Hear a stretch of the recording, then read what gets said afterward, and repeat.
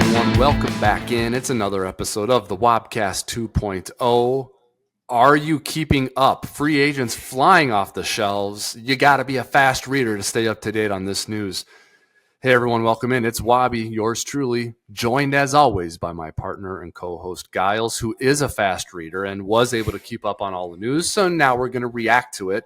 And Giles, yesterday we get done recording. And probably was 10 minutes later. I'm like, well, that's a little bit outdated now. And I'm not even going to be upset about it because I know it's going to happen again today. We're going to be done recording, talk about stuff. Where's Justin Fields going to go? And we're going to know it at like 2 o'clock today, probably. And we're going to have to record again tomorrow. But anyways, that was fun. That was fast and furious. And I'm ready to do it again today. Oh my goodness. And I think there's a lot more to drop today. I think that was just the first wave of free agency, so to speak. And speaking of being a fast reader, I hope we get another reader in the Egan building here later today. I don't know if you've noticed, but Dean Lowry was released by the Minnesota Vikings this morning. For the readers and the listeners, that is one of our interior defensive players. There was I think a $3 or $4 million dead cap hit. So not large, but also not nothing when it comes to dead cap hits. In my opinion, that is a pre-move to another signing for an interior player. I really do. I don't think you cut him at this specific moment in time unless you have a specific route to signing an interior defensive player. So I'm absolutely here for it. DJ Reader? DJ Reader. Another name that could be mentioned was a recently released 49ers player, Eric Armstead. Both of those players I would absolutely be here for. You are going to have to break the bank or give them a big contract that you can push money into the future for because they're freight trains, so to speak, from the interior. Absolutely. But look, you signed Danielle Hunter. You might not be able to get Andrew Van Ginkel and Jonathan Grenard and potentially DJ Reader, Eric Armstead. You probably just get him and you got to go to battle with a bunch of other guys. I kind of like this approach better. As much as we talked yesterday about wanting Hunter back to pair him with Grenard, I kind of like getting a bunch of guys instead of like just one or two up front. You know, I completely agree. Especially in the 2023 season, Greenard and Van Ginkel, both of them had elite play last year. So if you can replicate that under a Brian Flores defense, I think you have instantly elevated yourself into one of the best edge rushing groups in the NFL. Maybe not the best, but you're definitely one of the best. Top 5, top 10 unit. So if you can put an interior push player along the defensive line, all right, now we can make a push here. No pun intended. Yes, exactly. Okay. Two places I want to go here. I'm going to go with the less obvious one. We'll save the quarterback for a second here. First, Blake Cashman. Did I mention him to you? You did. Before we started recording yesterday, you're like, that was not the Texans player that I thought we would go for. It wasn't on air, He's right? now back under contract. Man. It wasn't under contract. Yeah. I did Blake Cashman. I did a write-up on him for a Wobcast episode that we ended up not talking about linebackers or something, but I was going to bring him up, and I'm looking for my write-up, and I couldn't find it right here, but I love it. Giles, I love the Blake Cashman signing, inside linebacker for the Vikings for a lot of reasons, not just because he's a Minnesota kid and a Gopher, but just stylistically, career arc, what's going out the door. I think Cashman's a great fit. We talked about Grenard a little bit. I like that a lot. Van Ginkel's a good mix there, or a good add. Defensively, it was better, but not good enough last year. And what the Vikings are doing shows me that they know that and they're responding to it. Yep. I saw someone say, that's great. Where are the corners? I don't expect a big name ad at corner in free agency. Maybe a name or two will be added, but not like a splashy name. I think you're going to have to go to the draft for that. Whereas I thought they were going to go to the draft for an edge rusher, a pass rusher. They're not. Obviously, they went to free agency for that. Yep. It tells me that they got a corner or two or three that they'd be okay with getting in the top 100 picks. So I do expect corner to be one of the top 100 picks this year. So I am getting slight rumor that the Vikings are still inquiring about Snead from the Kansas City Chiefs, but that would have to break the bank. Yep, 100%. And to be honest, I don't believe the Minnesota Vikings are in a position to really do that if they expect to trade up and go get a quarterback without completely mortgaging your next few years of draft capital. So although that there's still steam about that, I don't expect that to happen. I would much rather them go to the market and go get an elite interior guy and make do with what they have in the corner room, because we've talked about it at length among multiple episodes.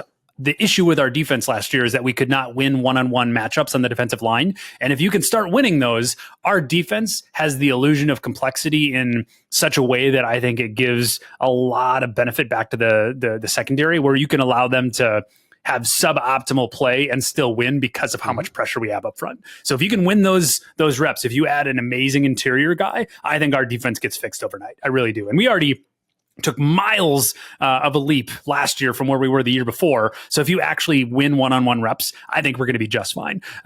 Furthermore, when you think about the amount of free agency cash we have to spend when it comes to our cap availability, I still think there's actually some offensive stuff that needs to happen. Do you know where I'm going with this when it comes to offensive spending in the 2023 offseason? Well, I think it should be wide receiver. What do you think? So wide receiver is definitely one of them. I know we've talked about that being one of the low-key big needs. You want a guard. So the only reason is we have not signed Dalton Reisner yet. And so your right guard is, or I'm sorry, your left guard is not under contract right now. And ironically, this is another kind of weird thing that went under the radar. We re-signed Blake Brandel to a 3-year, I believe, was it $12 or $15 million contract. So for a backup guard, that seems like a lot of money. So I'm wondering, do we run with Blake Brandel as our right guard this year?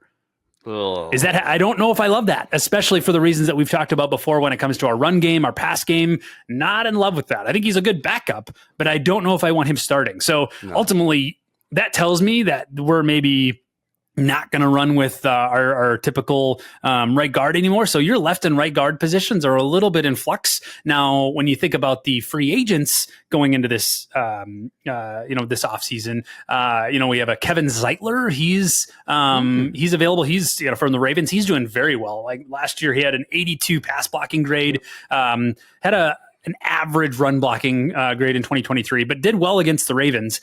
He plays right guard, though. So when you think about the left guard position, that's not going to solve that position. Now, if you can re-sign Dalton Reisner and get Kevin Zeitler, I would be okay with that. And I say that, obviously, because I'm a big offensive line guy. I think that's a prerequisite if you want to go chase the Super Bowl. But if you are going to trade up and go get a rookie quarterback, and you're going to play your rookie quarterback, which we're going to talk about Mr. Mono himself, Darnold, here in a second. But if you were going to play your rookie quarterback, I don't want any excuses of why he can't be successful. I don't want a Bryce Young scenario where, we got the rookie quarterback, but there's nothing around him, so we don't really know if he's good or not. I want to give ourselves the best offensive infrastructure we can, and that includes offensive line, to know if we hit on it or not. Let's not leave any stone unturned. Let's make sure that our offensive line can protect our rookie and actually see if he can cook. Let's put a CJ Stroud type scenario into play and see if we can actually go to the dance. Yep, I hear you on that. And they have the resources available. Not investing all that money in Cousins, not apparently or clearly investing all the money that they would have had to in Hunter. They now have cap and cash room to do that. There is no excuse really to come back with the same or a worse offensive line. There's no reason for that. This fan base and this team has dealt with, problems up front for far too long for that to be a continuous problem with this regime. It should be fixed. I won't be surprised if Reisner's back. What about just blindly if I told you a top 100 pick is your starter at right guard, a early third round pick, or your second round pick? Would you be okay with that? So gut reaction, I would say yes. But the problem with that is we only have 2 top 100 picks, and I think both of those are going to go into trading up for a quarterback. You have been on that. Yeah, that's true. If that does happen, that means we didn't get a quarterback. Yeah. You do think we're moving up. I know you do. I do. Yeah. I do. Yeah. I don't think they would have let Kirk Cousins walk in free agency to make that happen. And in fact, this is more of a hot take. I think the reason that we signed Sam Darnold is specifically from the standpoint of leverage. If you're trying to go to the Chargers at number 5, or if you're trying to go to the Patriots at number 3 and trying to acquire their picks, if we don't have a quarterback under center, those teams say, oh, add another pick. You clearly are desperate. Yep. Now we can say, oh, well, we have Sam Darnold, so we don't have to do this. And now that brings down the price. So I think that was a leverage point. I wouldn't count out them trading up even today, like in getting that secured now. Now, whether that happens or not, we'll have to see. But I really think we're trading up to get a quarterback. I really do. I don't think they let even the Wilfs. I don't think the Wilfs let Kirk Cousins walk if they don't have a good plan under center. They must love a guy in the draft for this to go. I agree with you on that, Giles. You're right about that. It's very hard to let Cousins go with the plan being, it's fine, we're going to get Darnold. It's a hard sell to the owners, right? No. There's got to be something else. It's got to be, we're going to let Cousins go, but before you get mad, the plan is we're going to sign Sam Darnold and whatever else, right? And trade for Justin Fields and trade up into the top 5 and whatever. I totally agree with you on that. So let's talk about this though. Drafting a quarterback. So the Justin Fields domino has not fallen as of right now that I've seen. Yep. Okay. So the Bears are going to take one. They're going to take Caleb Williams at 1. Commanders, they're going to take one at 2, right? Mm-hmm. Unless they trade for Justin Fields. Right. So Fields is going to take, I guess where I'm going with this is the Falcons are out of the quarterback sweepstakes. They were ahead of the Vikings. They're out now. And one other team is going to be out because they're going to get Fields, I think. So that's probably going to leave, let's say it's the Patriots who trade for, just for argument's sake, the Patriots trade for Justin Fields. So now they got Brissett and Fields. They're out of the quarterback market. It'd be Bears, Commanders, Giants, or Chargers. Let's say one of them are in. Yep. And then the Vikings would be 4th. So if you're good with any of the 4, the Vikings are good if Fields goes to a team ahead of them. But the added element here is teams behind the Vikings who are also willing to trade up, right? Okay. So I would say Denver is that. I don't think the Raiders are out of the quarterback market. I know they got Minshew, but you're telling me they wouldn't draft one? No, I could absolutely see them drafting a quarterback. 100%. So they would potentially trade up. So Broncos, Raiders, that's realistically it, probably. Maybe the Titans? Tennessee? Yeah. Do you disagree? Taking one at 7? Taking one at 7? Yep. Well, I'm not a big Will Levis guy. So, if I'm running the Titans, yes, I would take one. But I don't know. They seem to be on the Will Levis thing there. I don't see it. I mean, ultimately, they've taken 2 quarterbacks in the last 2 drafts, but in the 2nd and 3rd round, if I'm not mistaken, they've never done a first-round pick at a quarterback. And ultimately, there's some internal squabbles, so to speak, in the Titans room ever since the departure of their coach. Obviously, they're a disagreement on where to go, and ultimately, the best way to go fix that is go get a franchise quarterback. Now, maybe I'm wrong. Maybe you're right, and they're completely high in the Levis train, but I don't think we should count them out completely. So, would it stand to reason then that whoever trades for Justin Fields is a great candidate to use to trade up, right? Because they're like, we had to give up these assets to get Fields. We're going to get them back by trading down with you so you can come up and get your guy. Yep. Right? Unless that person is not in the top 11. But more than likely they are. It's gotta be a team in the top 11. Yeah, I think that's. So I think you're absolutely correct. It also kind of it depends on who the Vikings want to go get. If they want Drake May, they got to go in the top 3. Yeah, I mean, unless you would tell me I'm wrong, but I think it has to be in the top 3. More than likely, Drake May is going to go 3rd because I think Jaden Daniels is 2nd. Now, if you say you want Jaden Daniels, you got to go trade with the Commanders. You got to find a way to make it happen. But I don't know. But see, the issue with the idea that you trade up now to go up and get in a spot to get your quarterback, unless you go up to number 1, you don't know that you're going to get who you want. So it depends on who you want, though. If you want Drake May, I truly believe he's not going 1 or 2.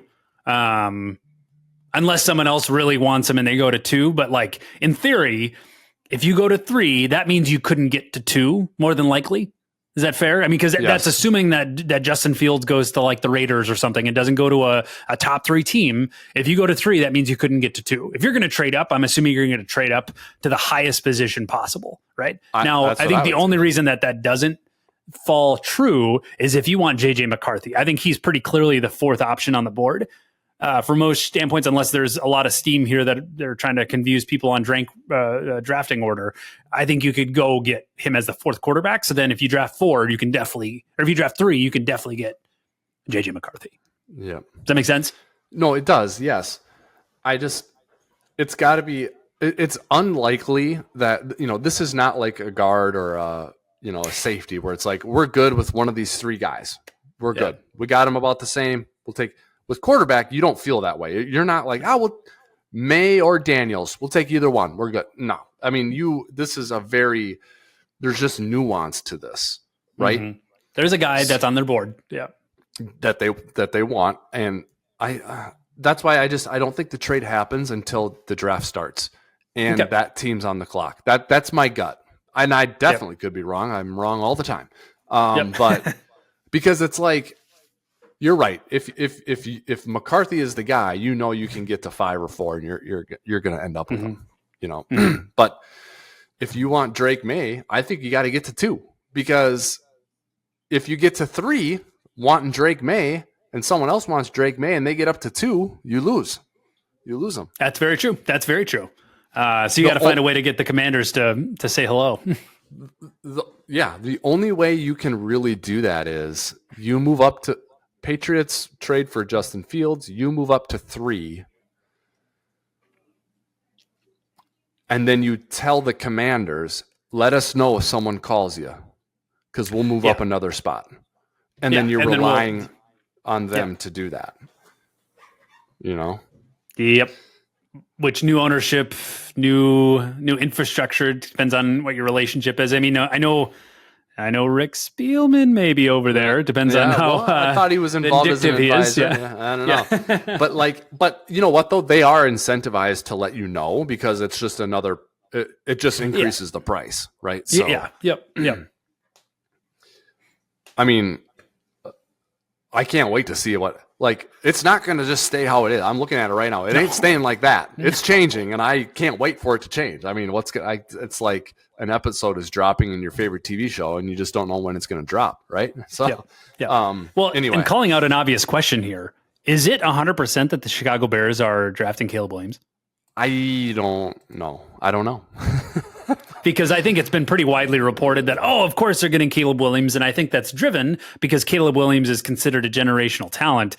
But that also doesn't confirm that they're ready to move off of Fields. Because there hasn't been an official report that he has been slung around. I know that teams have said, if Fields available, I would do it. But there hasn't been official reporting that Fields is being shopped, right? Right. No, so I think sorting out the forest for the trees here, there's a chance that the Chicago Bears don't pick Caleb Williams at 1. Whether that means they pick somebody else like a Marvin Harrison Jr. or they trade out, which then would completely send a whole wrench through all of this. Yes. Or, I mean, you know what else the Bears could do is take a non-quarterback at 1. Mm-hmm. And then, like a Marvin Harrison Jr. or something? Yes. Yeah. And then wait and see what happens. And if one they like is there at 4 or 5, move up from 9. And kind of do what Houston did last year, where Houston picked 2 and 3 last year and got C.J. Stroud and Will Anderson Jr. Oh, man. I didn't think about that. Because when you think about putting a best infrastructure together for a rookie quarterback, if you could get someone like Marvin Harrison Jr., honestly, you might be playing chess here when everyone else is playing checkers. That rarely ever happens. But because they're not getting Marvin Harrison Jr. at 9. No, not even close. Right? But they could get him if they want him, they can have him at 1 and then move up from 9. Move up with the Giants or Chargers to 6 or 5 and take the quarterback that they like who fell. Jaden Daniels fell or Drake May fell or whatever, Mm-hmm. I don't That's know. interesting. Yeah. Let's dial this back down now to Darnold. I mentioned to you yesterday at the end of the podcast, I said, tomorrow let's record again and let's do a power rankings of who we want the Vikings bridge quarterback to be. Now, I'm not saying this is who I wanted, but just as I mentioned Blake Cashman to you off air when we weren't recording, on my power rankings, I had Sam Darnold number 1. And I am not kidding. Really? I am not kidding. Really? Okay, walk me through that. Yep. In terms of a prediction, not that I'm not convicted about it, but I saw it as a possibility, and this is the thinking. Big arm, was a high pick, potentially untapped ability that other teams couldn't get. Like, he's been with bad franchises, right? Until he went to San Francisco, where he was because he was with the Panthers and the Jets, right? Disasters. Just disasters at the time. So, like, even a good player, even if he was good, which he might be, even if he was good, might not have gotten it out of him because the Jets and the Panthers. High draft pick, played great in college, dumpster fire organizations who took him. Then someone who we all trust, Kyle Shanahan, signed him and said, we're trying to go to the Super Bowl this year, and in case we need someone to spell, I want you. Well, if he's good enough for Kyle Shanahan, he should be good enough for us. Right? He's got a good situation with weapons around him, a decent offense, certainly good tackles, decent offensive line, knowing that you have great bookend tackles, a rock star tight end once he's healthy, Justin Jefferson. You knew you were signing Aaron Jones when you signed Sam Darnold. Like, I can see it. Kevin O'Connell wants to push the ball down the field. I was almost sold on this by some people I talked to. So I saw it coming. Even though I didn't say anything and I should have, but I'm not convicted about it because I just haven't seen it, you know? But if this is paired with a pick in the top 11 for a quarterback, I'm totally fine with it. I think it's a solid move. How did you feel about Darnold? So now that you've described your reasoning, I'm a lot more on board. I think I was letting the days of past influence my thinking on Darnold from the days with the Jets and the Panthers. Like, ooh, didn't love that performance. But when you spell it out like that, I think I'm a lot more intrigued, because if you were to look through all the different free agents available in the 2024 scenario here, without looking at Kirk Cousins, I was most interested in either a Baker Mayfield, who obviously is no longer on the board, or Ryan Tannehill.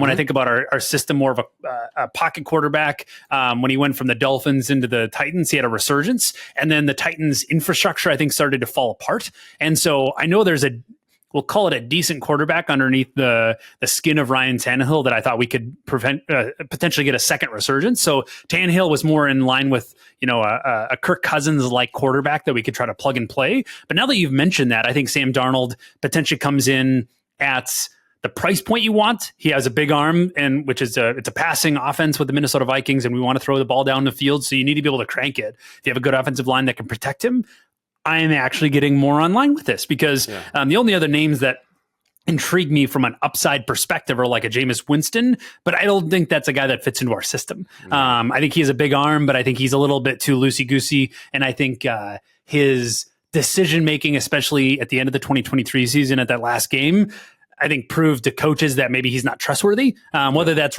reality or perceived reality, I think there's now a mistrust among that. So now that you mention that, I think I'm more on board with Darnold here. I mean, in a $10 million price point, does he play over a rookie quarterback that you draft?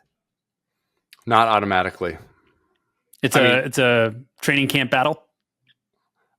If you take one in the top half of the first round, or really anywhere in the first round, you have to give that guy every chance to start, I think. Yep. I loved the idea of someone sitting behind of a first round pick sitting behind Cousins. That I like. Yep. Because there is so much to be gained from learning from someone like Kirk Cousins. I can't say that about Sam Darnold or Jacoby Brissett or Mason Rudolph or Carson Wentz. I can't say that. I'd much rather have that rookie take his lumps and play than learn from Darnold, Tannehill, Rudolph, Wentz. Learning from a guy is reserved for a certain level of quarterback. that Cousins qualifies for that these guys don't. Like, to me, it's a disappointment. If the Vikings pick a quarterback at 11 or higher, it's a disappointment if that guy does not play as a rookie on merit. Mm-hmm. I think that's fair, especially if you're able to complete the guard set that we had talked about and actually have the offense that we think that we should have. Like, that's the best infrastructure a rookie could go into, period. But the Justin Jefferson, TJ Hawkinson, Jordan Addison, Aaron Jones. Yeah, which we haven't talked about him yet. We're getting to him. Now, also with Darnold, while I don't think that Darnold qualifies as the caliber of quarterback that I'd be willing to have a first-round pick sit behind to learn, he does not qualify for that. Darnold does qualify as the type of quarterback that I think is a big asset as a backup to a rookie starter. Can hold the iPad or the clipboard, can watch from the sideline. Hey, I saw this pre-snap. What did you see? Hey, I noticed you checked out of this on that third down. Why'd you do that? I would have done this. Love that. I love Darnold for that. I think he can do that. And also, if you need a guy for 6 games and you got to go 500 or 4-2, Darnold can do that for you. So I'm willing to pay $10 million for that. I mean, I think it's 68 different guys started at quarterback in the NFL last year. 68. You need 2. You got to have a backup. You need 2. It's a requirement now. So since you need it, there's 32 teams looking for one. You got to pay for him now, right? I mean, so I'm fine with it. I'm fine with a $10 million backup if his name is Sam Darnold. Now, if it's not Nick Mullins, not Josh Dobbs, not those guys, but Sam Darnold, yes. Someone that's been a starter, that understands the starter mentality, that has won games as a starter, wasn't just a 1 or 2 game little stopgap. I think you're absolutely correct. And when you look at all the different names throughout the list, he's up there. I mean, really. I mean, he's better than a Tyrod Taylor or a Tyler Huntley, Josh Dobbs, Jacoby Brissett. So, like, I definitely think Sam Darnold's better than that. So, I think you're onto something here. So I endorse it. I'm trying to sell Giles on it, and I think Wabi stamped.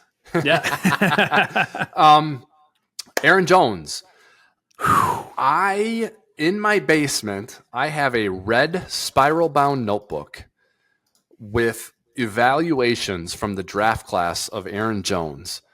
And I am going to find it and take a picture of it and send it to you. I talked about Aaron Jones like he was the next Walter Payton. I'm not even kidding. I loved him coming out.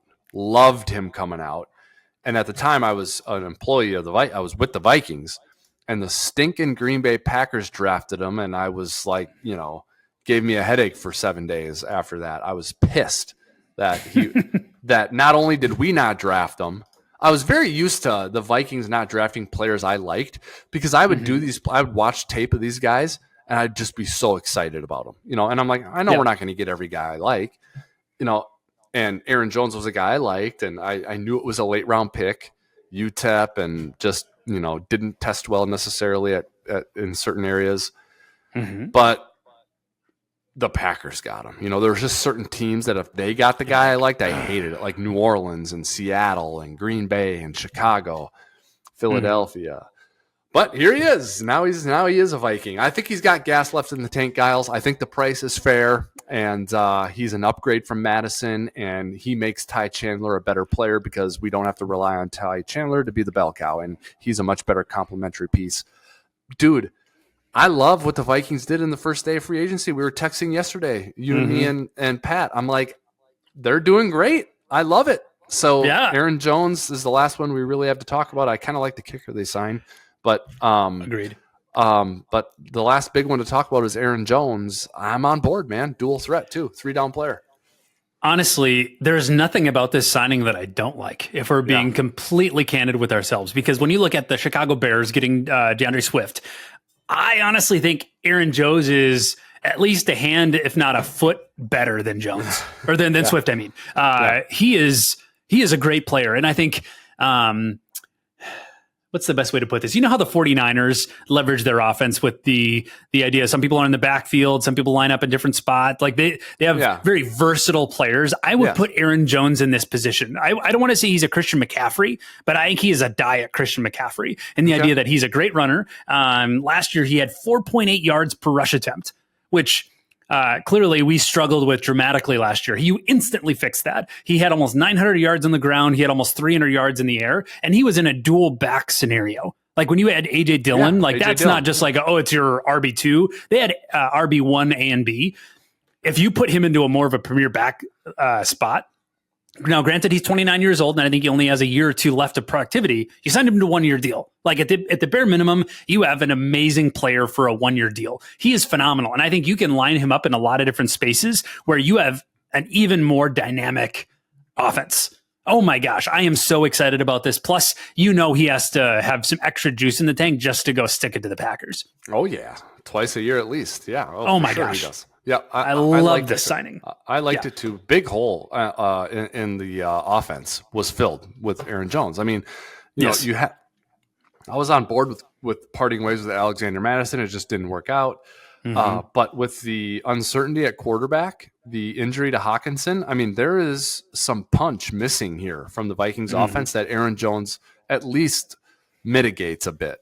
You know, and like, peak Aaron Jones is gone, but if it's 75%, 80% of peak Aaron Jones, very good in this league. This is not, you know, the 80s, 90s, and early 2000s where running backs will lead the way. I mean, you just need something a little bit better than serviceable, and Jones is way better than that. And you need a player that people are willing to take seriously. And the market for running backs is weird. Like, I like the situation, the value of the Jones signing for Minnesota more than the Josh Jacobs signing for Green Bay, more than the Tony Pollard signing for Tennessee, more than the Saquon Barkley signing for Philly. I just like it better. Now, Barkley with Philly has the potential for some very high upside. That's got some potential for very high upside. But they had to pay for that. They're paying through the nose for that. And I don't like paying through the nose for anything related to the running back position. So correct, 100%. I think it was a very, very good day for the Vikings, and I guess Jones technically was today, but it was a good, wasn't it? Yeah, it was. Yeah, early in the morning. Yeah, it's been a good 24 or 28 hours for the Vikings in free agency. And look, let's temper this, or at least I'm going to temper it a little bit. The Vikings are down there in the pecking order in the NFC North. I'd make Green Bay and Detroit favorite ahead of the Vikings at this point, but I think the Vikings are making good moves. I think they are progressing. They're getting better. They're being wise with their expenditure of cap and cash.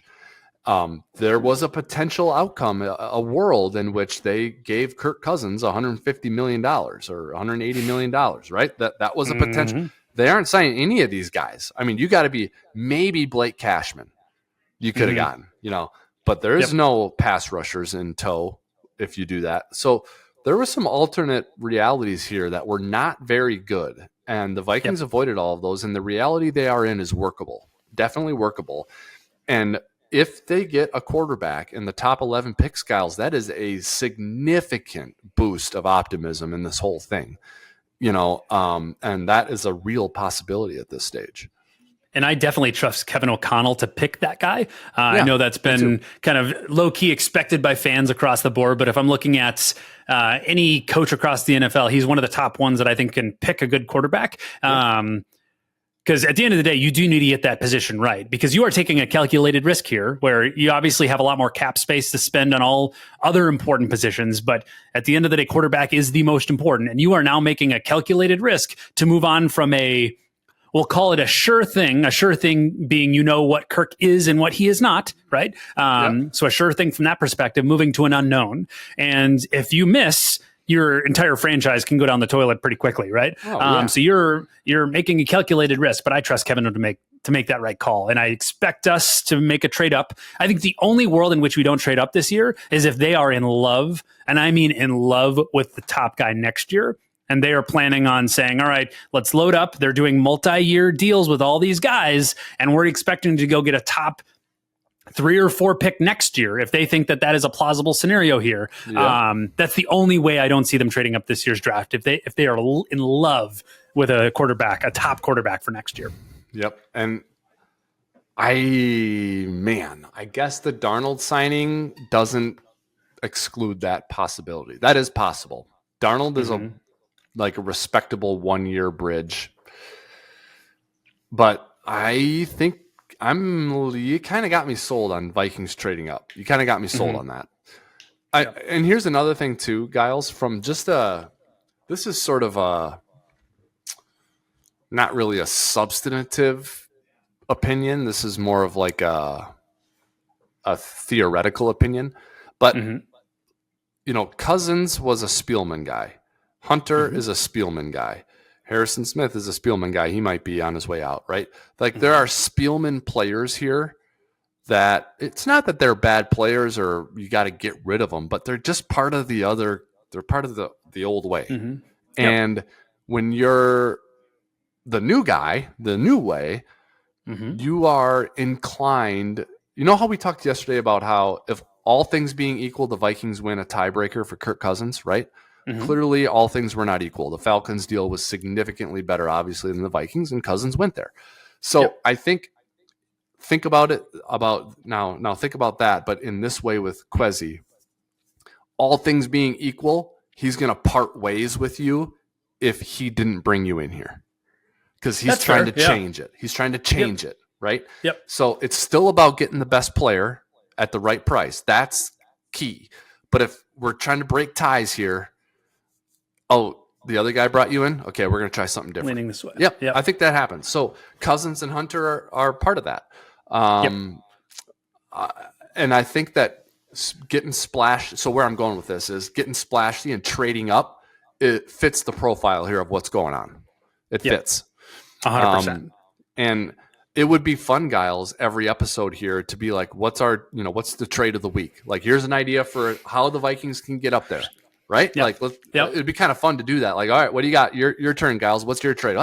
They're going to move up with New England at number 3, and they're going to give up this, and that, and get this back. And, we can come up with the ideas every week when we record. So. Yep, 100%. And I know a few minutes ago I mentioned I'm in love with Kevin O'Connell. I trust him to go pick a quarterback. I will say there was a little bit of early on skepticism about Kwesi's ability to be a fully functioning general manager in the NFL, right? Because his first draft did not go well. And from the draft before that, they all but cut every single player that Spielman drafted, right? So like essentially 2 years in a row, you had a pretty rough drafting scenario. And I think that's led to your current status quo. However, since then, I think he has made tangible efforts to not only draft well, but he has made very precise free agency and trade worthy moves that have elevated our franchise that I'm in love with. I mean, I know a lot of people aren't in love with our paycheck that we're delivering to TJ Hawkinson, but at face value, he's one of the best tight ends in the league, and that's an important factor in a Kevin O'Connell system. And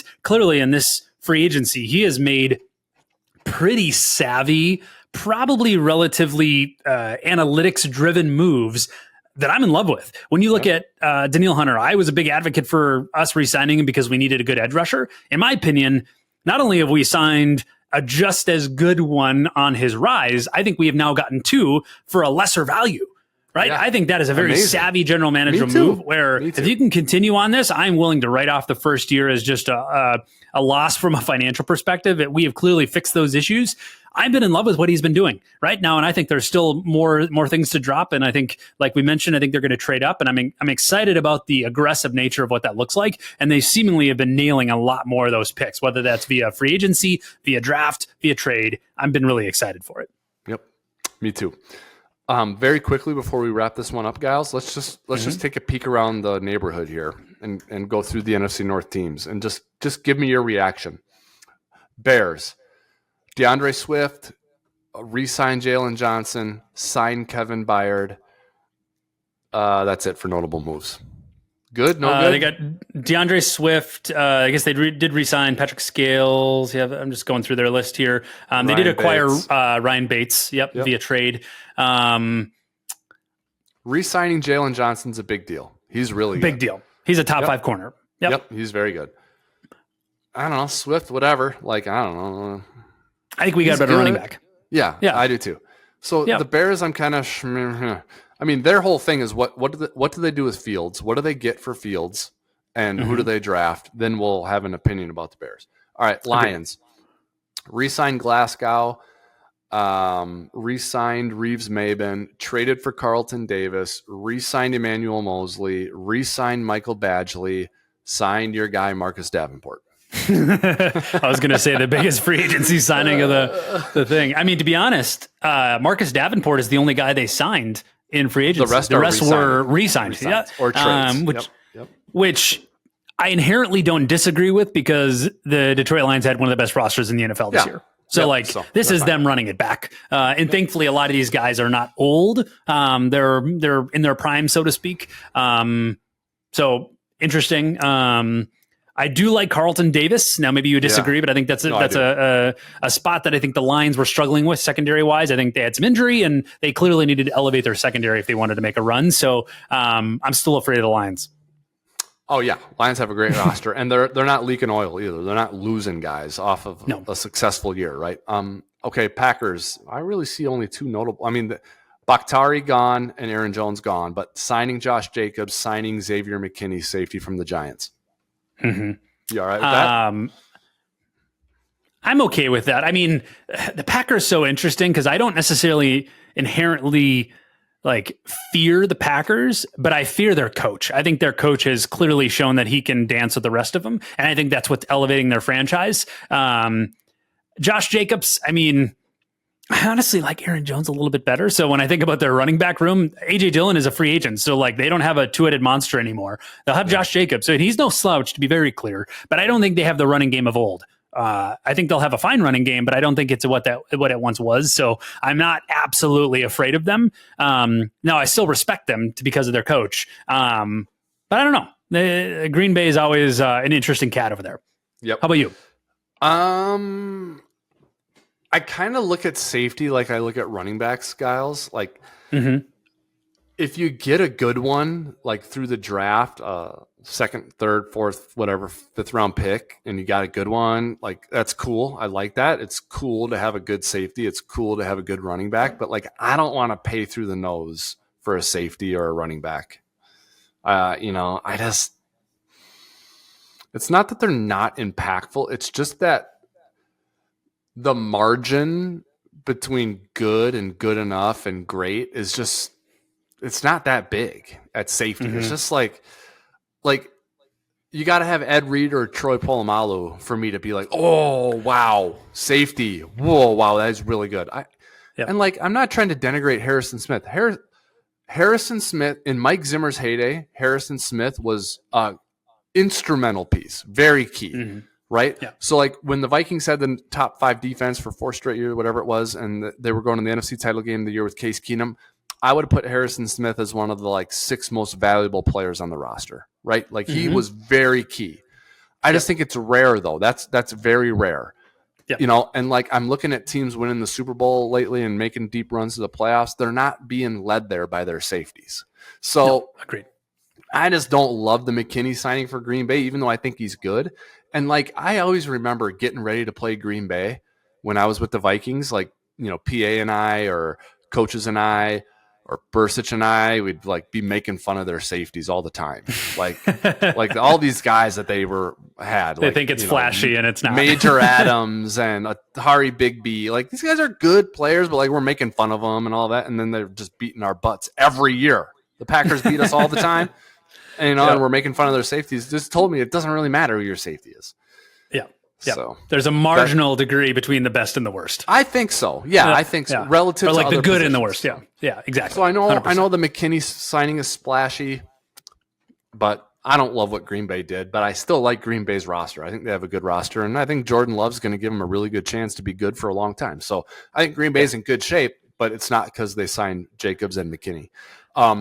I don't know what their plan is at left tackle, if it's Elgton Jenkins or someone else, but they have a hole at left tackle, that's for sure. So, they got some things to fix, but Green Bay usually does a pretty good job of all that. And I agree with you on their head coach. Matt LaFleur's good. So Yep. And to kind of mimic what your comments are about the running back room and the safety room, I think the NFL at large this offseason has communicated that importance, because pretty much every NFL team and their mother has released their safety or their running back this year, or let them walk, like saying, you're not worth paying. Yeah. And then they just kind of did a musical chairs scenario. But like, if it was truly that important, you wouldn't see that mass exodus across the NFL. Yeah, I agree. You're right.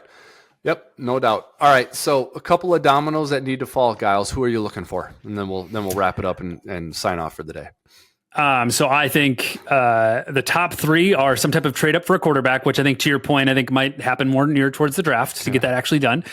Some type of offensive line guy, left guard, right guard, or both. I do expect that to happen. Whether we re-sign Dalton Reisner, if it's a different player, I do expect that to fall. And then interior defensive line. I hope there's a DJ Reader or an Eric Armstead. The fact that we released Dean Lowry today means that's an imminent signing. I really do. Even from a communication to another player, like, hey, that guy's out, you're in. From a number of people on the roster, I do expect, in fact, the defensive line maybe to be the first signing of the day. Today. All right. Yeah. I hope it's a player. I still insist wide receiver is a need for the Vikings, but not. I don't think it's a priority free agent signing. The more I think about it, I think it's a draft pick. And it's a deep class class this year. So. It is. And part of why I'm coming off of like priority free agent signing is I think they really believe in Jordan Addison for good reason. And like, let's say you traded for T. Higgins, or let's say you would have signed Mike Evans. What an amazing duo with Jefferson, but you are sort of slighting Addison. And it's like, you think you're right on Addison, so let that happen. And then redirect those resources elsewhere, like to edge rushers. So as strong as I came on about wide receiver being a need earlier in the offseason, I think they were wise to not use free agency dollars on it, address it in the draft with a fairly valuable pick, and use the free agent dollars on your edge rushers and the like. So overall, I really like what they're doing, but they need a pass catcher. Hawkinson on the mend. Young quarterback or just average quarterback, you got to have, I mean, this is what you are. You're an offensive team that scores points. I think you need another pass catcher. So that may not happen here in free agency. It's got to happen in the draft. I think you're right about interior D-line. That's got to happen. League-wide, I'm very excited to see what happens with Justin Fields. And how about Derrick Henry? What's going to happen with him? Should the Vikings sign him? A two-headed monster? There you go. That'd be a good one. Probably not happening. We talked about that earlier in the offseason. A lot of people think Baltimore for Derrick Henry. Yeah, that'd be a handful. That'd be a handful. All right. Yeah. Is that it for today? Yeah. I think that empties the notebook. All right. Sounds good. If enough happens, I'll try and pry Giles away from his work schedule tomorrow, and we'll record another episode. But if not, we'll talk to you all next time. Thanks, Giles. Have a good rest of the day, partner. Awesome. That's it for this episode of the Wobcast 2.0. Thank you for listening. Please like, subscribe, and follow the Wobcast 2.0 wherever you do that with all your other favorite football content. We are on all the platforms. Go and find us, especially on YouTube, where you can watch and listen. That's it for today. We'll be back again very soon to talk more Vikings headlines and NFL news. But until then, and until next time, on behalf of Giles, this is Wobby signing off for now. Skol Vikings.